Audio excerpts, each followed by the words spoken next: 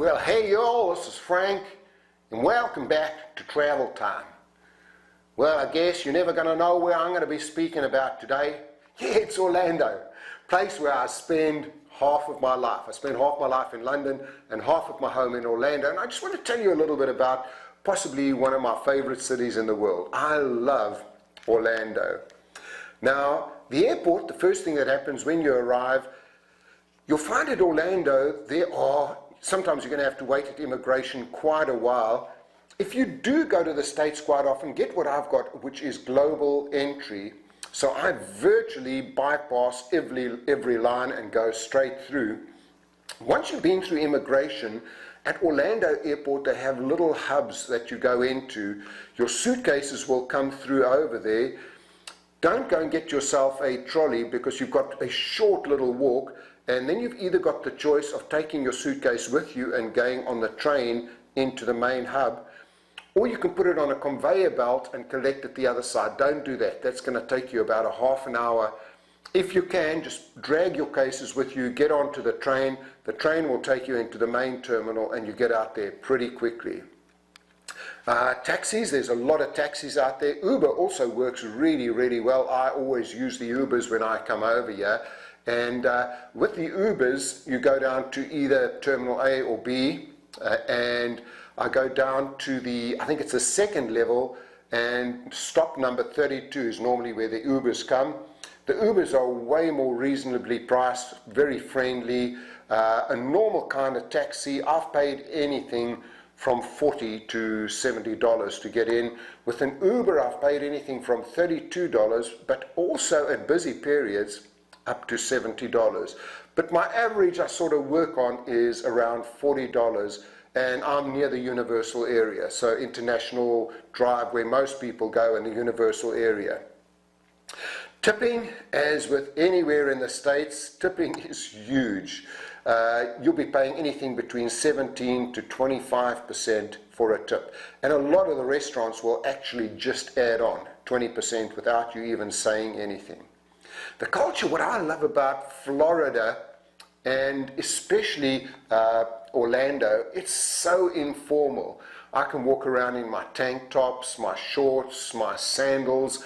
Even when you go out in the evenings, you can go to some really nice restaurants with a nice shirt and nice shorts on, and a lot of the people will even be wearing their sneakers. So it's a pretty informal place. The prices, you get all kinds of things that you're going to be paying for over here.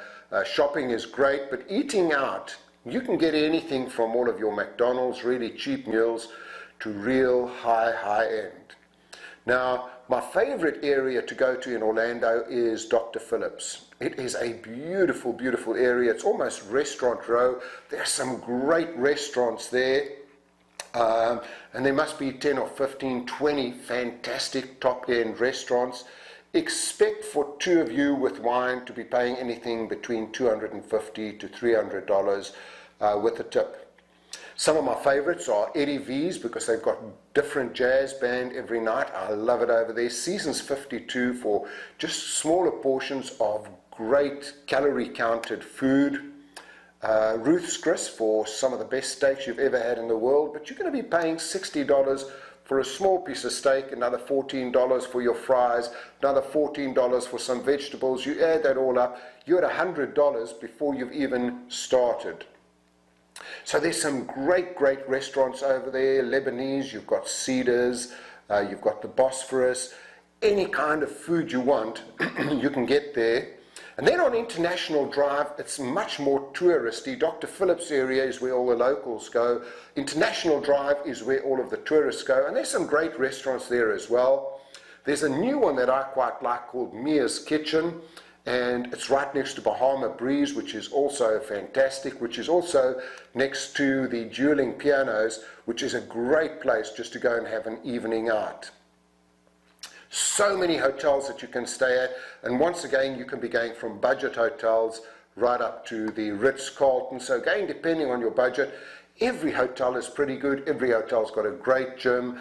They've got restaurants nearby. Everyone has got a swimming pool, so you can't really go wrong anywhere in Orlando. At my home in Orlando, I drink the tap water. It's fine. Many people still go out and get the bottled water, but for me, drinking tap water here is pretty good. And there's so much to do. Of course, you've got all of the parks. You've got the Kennedy Space Center, which is only an hour away. You've got great beaches. Cocoa Beach takes me an hour. Daytona, maybe an hour and a quarter.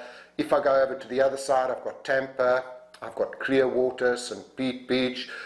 If I'm prepared to go 3 hours, I can go down to Fort Myers, or down the other side, I can go to Miami and Fort Lauderdale. And of course, Fort Lauderdale, one of my favorite cities in the world. I do a lot of business over here, and the business dress is also pretty informal. Most of the time, it's going to be a nice pair of slacks, loafers, and a shirt similar to what I've got on, or just a nice business shirt. I've never seen anyone, maybe in a bank or financial services, that is wearing a suit with a tie. It's a really safe city. I can walk around anywhere. There's just so much to see and do. And again, if you want to find out anything about Orlando being one of my home cities, you just drop me an email, frank@frankfurness.com. Now, the parks are going to cost you an arm and a leg. And I don't know how some families can afford to bring out your husband, wife, and 3 kids, because figure on $130 each just to get in. Now you drive up to the park in your car, they'll charge you $25 just to park your car, which is crazy. That's over and above your $130.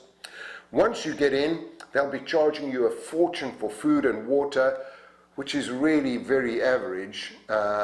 So have a lot of money when you're coming in. Because also, if you've got kids, they're going to be wanting to have all of the Mickey t-shirts, the hats, all of that kind of stuff. So it's pretty pricey going out to all of the parks. But also along International Drive, there's a lot of places you can go to. The Ripley's, believe it or not, Madame Tussauds. There is so much you can do. You could spend a month here and go to a different place every day. A couple of hours away, you're in Tampa, and you've got a whole lot more parks there and great beaches. By the way, out of the top 10 beaches in America, I think 6 or 7 are in Florida. So we do have some great beaches over here. And again, this is Frank with Travel Tips, just talking about my favorite city, my hometown, which is Orlando. I love it. You've got to come along. Give me a call when you're here, and let's go and have a beer or a glass of wine together.